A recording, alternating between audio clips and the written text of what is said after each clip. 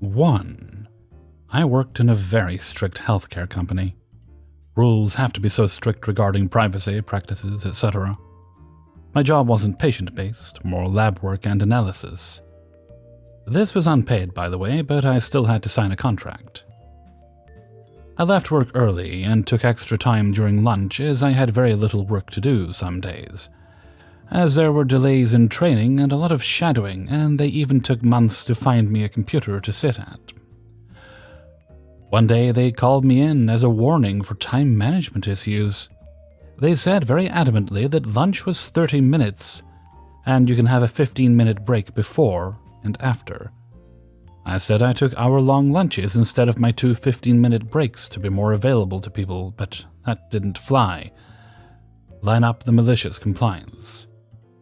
I made sure that I'd take my 15-minute breaks 25 minutes before my lunch, meaning I'd be wandering up the stairs, and by the time I got to my desk, logged back in, and checked work, it was time for lunch and I'd be evacuated from the building.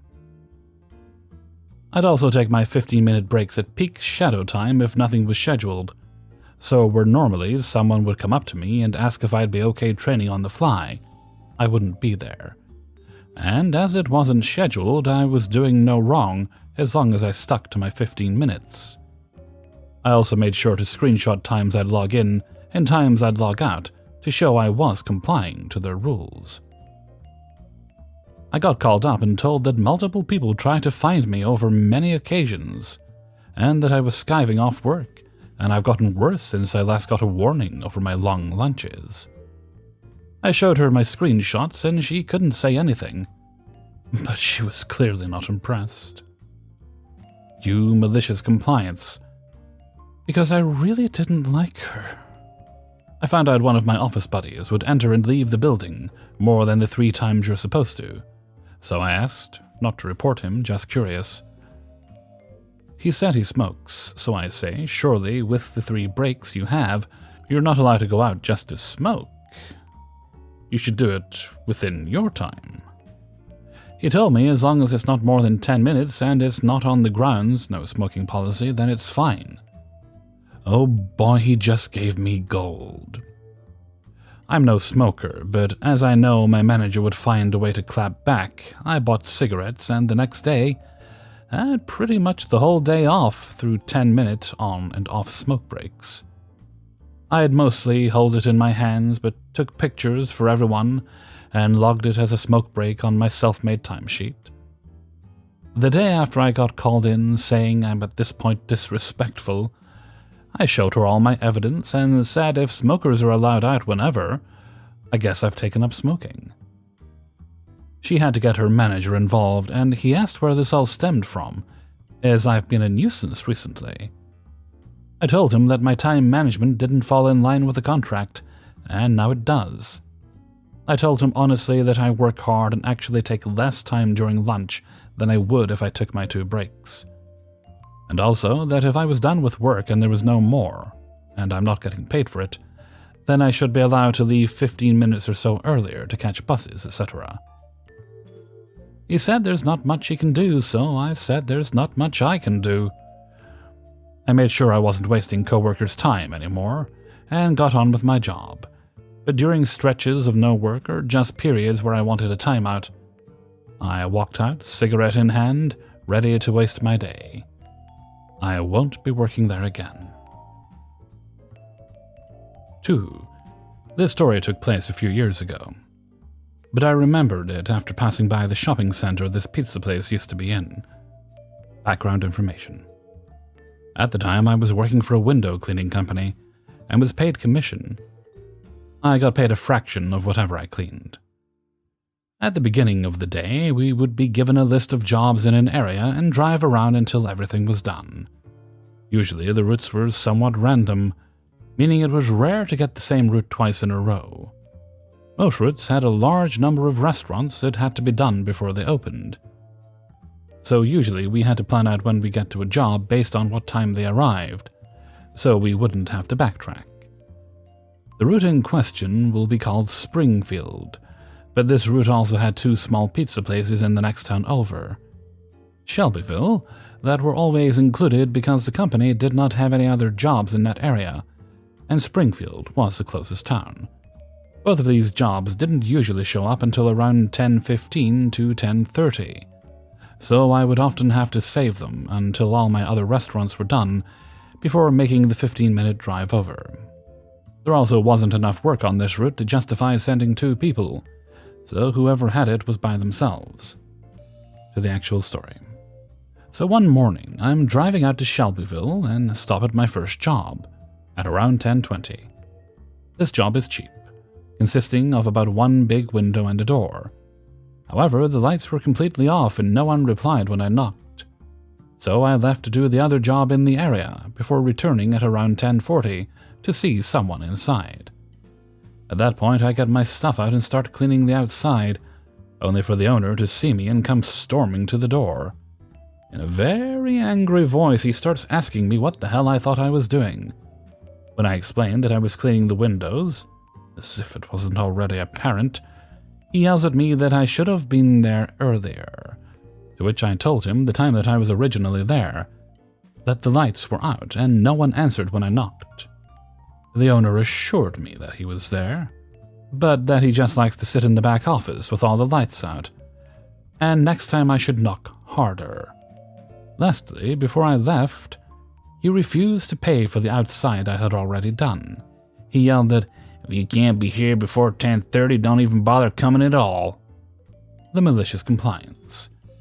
It was around this time that back in Springfield, my boss had picked up another restaurant that was about 10 times more expensive, but had the same issue of people not showing up until around 9:45 to 10 to allow me to clean the inside. This meant that every time I had this route, I had to pick between a job that cost $10 or a job that cost $100. I picked the more expensive one. Because this new place was so much bigger, even if I did the outside before they got there, it would still take me at least 20 to 30 minutes to finish the inside. Because of this, I wouldn't even start driving out to Shelbyville until almost 10:30. As a result, I took what the owner said to heart and stopped showing up. Also, because of some weird twist of fate, I ended up getting this route multiple times in a row, so this guy hadn't been cleaned for 6 months straight before someone else eventually had to do it. It became even funnier for me, as during those 6 months, we picked up a dry cleaner right next door to him that I would clean, while staying just out of sight of the pizza place. It also somehow slipped past my bosses that I hadn't been doing this one job, as it never came up. When my coworker went to go clean it, the owner apparently thought we had gone out of business or something, as he hadn't seen us in so long. Shortly after, he cancelled service altogether. Then went out of business maybe another 2 months after that. 3. This happened a few years back. I worked for a large grocery chain for 12 years. In that time, I worked all holidays, came in early, stayed late, rarely called out sick, and came in on my days off. I was treated like complete shit near the tail end of my time there, when we had gotten a new co-manager at the store. He acted like I wasn't a team player. He stalked my Facebook if I called out sick, trying to catch me in a lie, since he was used to me coming in and working when I was sick most of the time, which I know is completely terrible in and of itself. In those rare occasions that I would call out, he tried to require me to have a doctor's note to excuse the one day I would miss. All while this was happening, people would come in late with no call and be no-call, no-shows, and be out sick for weeks with management knowing full well that these people would be on vacation. All this with zero disciplinary action. Cue malicious compliance number 1. The store started cracking down on overtime. So they were used to me coming in early and staying late to make sure all tasks were completed, with no complaints from management, since it meant that freed up other people, themselves included, from having to do the work. My department, that was just me, was constantly praised by corporate as being the best looking and cared for department they have seen in the entire Northwest. I took pride in my job and what I did, but this soon became me working just my scheduled hours. It resulted in incorrect orders, a fall behind in keeping the shelves stocked, and a massive amount of overstock adding up in the back room.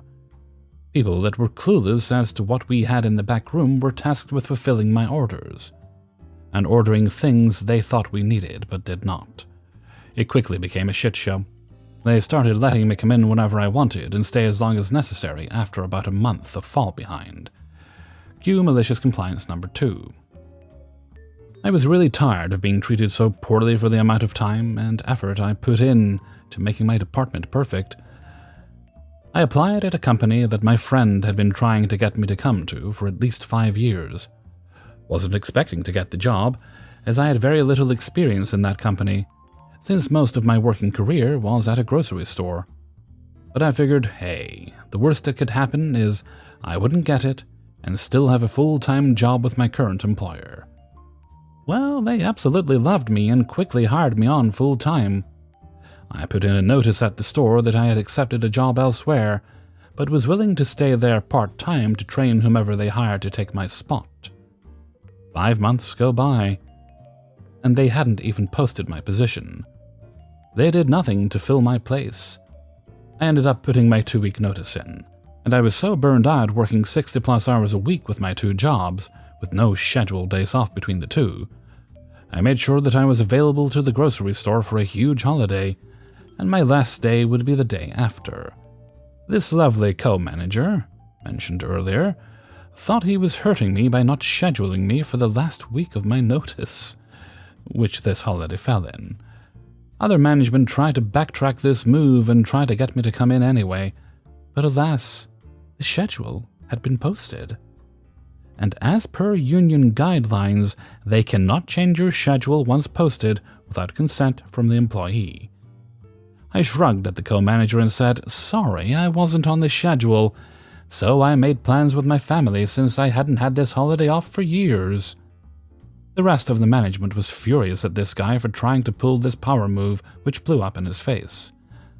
I cashed out my banked vacation time before leaving, which only capped out at 3 weeks' pay. Still, it was my final FU.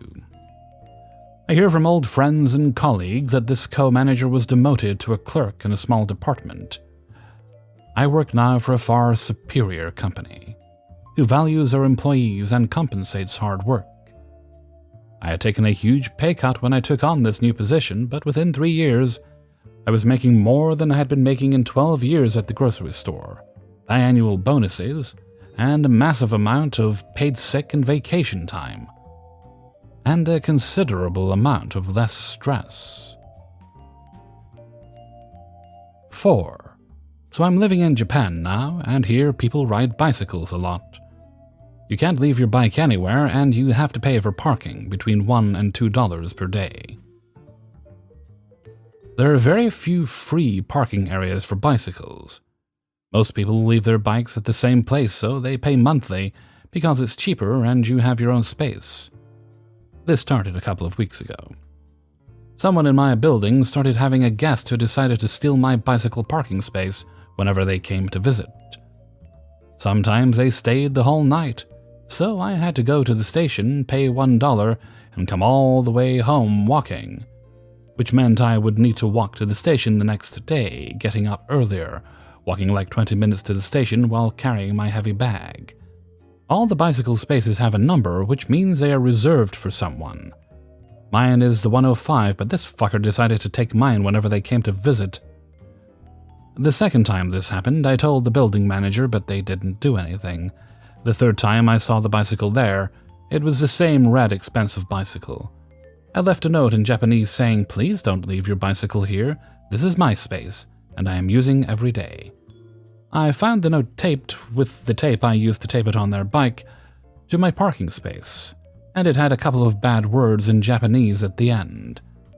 Basically, he was not only stealing my space but making fun of me by insulting me. Fine. It's just fine. I probably wouldn't have done anything about it if he hadn't written those words. This triggered me and got the worst in me. The person did it again a couple of times, so I knew this would continue. I was thinking about buying another bicycle, a better, more expensive one I could use to go on cycling trips, so a good chain and luck was needed anyway. So I bought one of the thickest they had at the store and decided to try its efficiency. I took his bicycle next time I saw it there. It hasn't moved for the past 7 days. There were 2 notes. The first one was a very aggressive one, with more bad words, and threats about going to the police, which I don't care. Let's go that way, buddy. Second note, days later, was an apology, and they begged for me to unlock the bike because they tried to break it but they couldn't. I guess he learned his lesson. I'm pretty sure he won't do it again, but I just want to enjoy this feeling of victory for a couple of days more. I will free it in 2 or 3 days, I guess. Additional information in order to clear up any confusion. In order to keep my name out of legal issues, I changed parking lots. It is not as close as this one, but I could come back in a month or 2, and I would be getting a new space, so it would be okay. I left a tiny and very discreet note saying I will free his bicycle in exchange for $100. I wanted to ask for more, but probably he wouldn't pay it. I wrote, "Tape the bill under the seat. I will wait a couple of weeks. If he doesn't pay, I will take it out at night, as far as possible from the place, steal his seat, cut the brakes and tires, and all the other small pieces I can't get or destroy. I can't steal the bike and dump her somewhere else, because he locked it, so I would need to carry it." The lock I got is the thickest and one of the most expensive in the bicycle shop. You can't cut it with normal tools, because this thing is as thick as my finger. I am pretty sure you need some kind of industrial tool to cut it. It would be easier to cut the parking device because the metal is thinner there. 5. Let me preface this by noting that this revenge was not my doing, at least not exactly. It happened back in the 90s when I was in high school, and centered around the type of school I attended. So in case you weren't aware, it's very common in agricultural communities to have what are known as farmer schools. That's not a technical term, but more just something easy to define them. The schools are generally organized by the local farmers, and while you study the various courses needed to get into college, you also study farming technology courses and get credit hours for work study, i.e. working on 1 or more farms. The area I lived in was surrounded by a number of large farms which grew cotton primarily, so during the year we'd spend time out in the field, tilling, planting, and harvesting.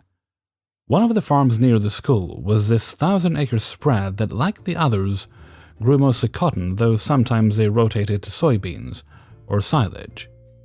Basically corn, but you don't harvest it. This farm had a long partnership with the school, so the students provided near-free labor for the farmer. The farmer leased his property from some out-of-state owner, and paid them a portion of the revenue from the harvest. Imagine my surprise then when I and many of my classmates arrived at the farm to do our work study. While the farmer instructed some of the crew to the sprayers and start spraying herbicide on the fields, while others, myself included, were to take tractors and discs and plow everything under. The farmer wanted every square inch of the fields returned to just dirt. We were shocked, to say the least. But after some discussion, we set to work. It took us the better part of a weekend to do so, and when we were done, the field was in a beautiful, if barren, state. The farmer thanked each of us personally, and paid us about $500 each. Quite the sum for a 90s high school senior. We returned to the school, told our headmaster that the contract was completed, and he informed us that the farmer would no longer be working with the school, and we'd be sent to one of the other larger farms for the rest of the year of our work study. It was probably 2 or 3 months later before word started going around about why we'd been instructed to destroy the crop. Granted, these were just rumors, but based on how things turned out for the farmer, I suspect there is some truth to it. So basically, the landowner decided he was not going to renew the license the farmer had on the land. The lease renewal just so happened to fall weeks before the harvest season would start. Given that the average cotton farm earns about $1,500 per acre, a 1,000-acre farm would easily net the owner $1.5 million, about $500,000 of that being pure profit. I don't know what the farmer's lease was, but it stands to reason that it wasn't anywhere near that. So this landowner had figured out a neat little trick. Let the farmer get a good crop planted, then refuse to renew the lease. The farmer would leave the plants in the field, and the landowner would just need to pay some contractors to come harvest it, and they'd earn a profit. Since at that time the farmer's lease wasn't up yet, he decided to prevent that from happening. His act of revenge against the owner was to prevent them from cashing in on their hard work. Sure, it destroyed the farm, and he had to sell off almost everything he owned to buy some property for himself, but it proved a point. The owner did try to sue the farmer, though he, the owner, really didn't have a leg to stand on, or so I was told. I think the court ruled that since the farmer was still under the lease when he had the land tilled under, then it was his property to do with as he wished, and thus the landowner couldn't tell him what to do with his property. I learned a rather valuable lesson from that man beyond what I learned about farming. That lesson was never, ever cross someone with nothing to lose. Some additional details.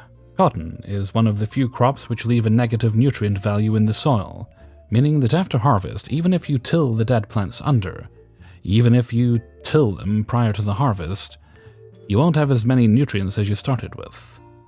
That's why farmers will plant another crop, usually winter wheat, in place, and then till it under, rather than harvesting it. This is something commonly called a green manure, but it works to put nutrients that the cotton pulled out of the soil back into it. While the ground wouldn't have been completely dead or sterile, any crop planted on that tract of land without further treatment of the soil wouldn't have produced the same acre-per-acre yield that a comparable crop would have had he gone to harvest and planted the secondary crop. Which means that the landowner would either have to plant the green manure and spend money that way, or pay by the ton to use artificial fertilizer. Hey everybody, Hellfreezer here, and thank you very much for listening to Revenge is Ice Cream, episode 134. And thank you very much to everybody who allowed me to use their stories in this video. If you enjoyed the video, then please do share it with all your friends and family. I appreciate it when you do so. Okay, no shoutouts today, however, we'll move right on to Hellfreezer's question of the day. Gonna make it random, nothing to do with the video. Favorite Dracula? There's been a lot of them over the years. There's probably been, I'm not sure if there's been more Draculas or Sherlock Holmes. Possibly more Draculas if you include the Count Orlocks, because, you know, that was a rip-off of Dracula, of course. So, favorite Dracula. Personally speaking, while I've seen a lot of great actors play the role over the years, no one has quite beat Christopher Lee in terms of screen presence and just sheer charm. That man could do so much with so little dialogue. Let me know what you think in a comment below. Okay, and with that, I'm gonna head off for now. So until next time, thank you very much for listening, and take very good care of yourself.